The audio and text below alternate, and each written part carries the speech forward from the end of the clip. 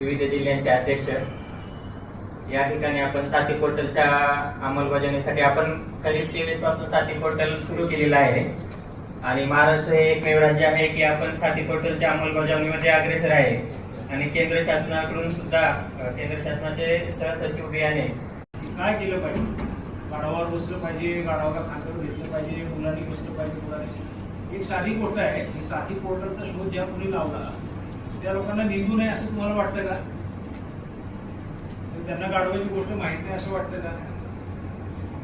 तर आता जर भारताचा विचार केला आपण हरित क्रांती झाली, ही क्रांती झाली, ती क्रांती झाली, अजूनही जगाच्या तुलनेमध्ये आपली उत्पादन क्षमता 50% पण नाही.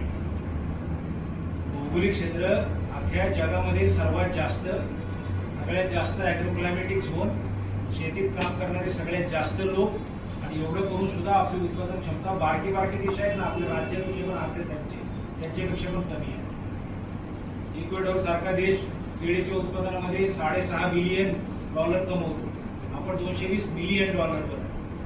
हे सगळ्याचं मूळ जर बघितलं आपण तर आपल्या सीड, फर्टिलायझर, पेस्टिसाइड याच्या सगळ्याच्या मिसमॅनेजमेंटमध्ये आहे.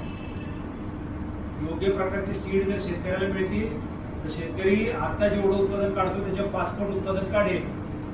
योग्य गायडन्स त्याला मिळेल, आता जेवढं उत्पादन काढतो त्याच्या 5 पट काढेल निम्म्या खर्चात. पण आपली सर्वांची भावना अशी आहे की आपण आपल्यापुरतं बघतोय, प्रशासनापुरतं बघतोय, उत्पादकांपुरतं बघतोय, खत विक्रेत्यापुरतं बघतोय. जरा त्याच्यातून बाहेर पडायची गरज आहे. मला सगळ्यांना मी सांगतो, आता माझी 30-35 वर्ष नोकरी झाली, सगळ्या राज्यभरातल्या प्रत्येक जिल्ह्यात जवळपास काम केलेलं आहे, वेगळ्या विभागांमध्ये काम केलंय. कोणतीही नवी गोष्ट जेव्हा येते तेव्हा कधीच ती परफेक्ट नसते. ज्या बीटीचं तुम्ही कौतुक सांगताय ना, आता ती बीटी जेव्हा 2002 मध्ये आली ना, बायकॉट केलेला होता लोकांनी. सगळ्या भारताचा विरोध होता की हे नाही पाहिजे इथे. त्यावेळेला ते अटल बिहारी वाजपेयी प्राईम मिनिस्टर होते, त्यांनी जय किसान, जय जवान, जय विज्ञान अशी घोषणा दिली की नवीन टेक्नॉलॉजी आपल्याला अंगीकारावी लागेल तेव्हा कुठे हे होईल. म्हणजे ज्या गोष्टी नवीन येतात, मोबाईल ज्या वेळेला नवीन आले त्यावेळेला लोक म्हणजे आम्हाला नाही याच्यातलं काय कळत, समजत नव्हते लोकांना SMS काय असून काय नाही. आज टपाटप व्हॉट्सअपवर दिवस रात्र गुजरायला लागले लोक.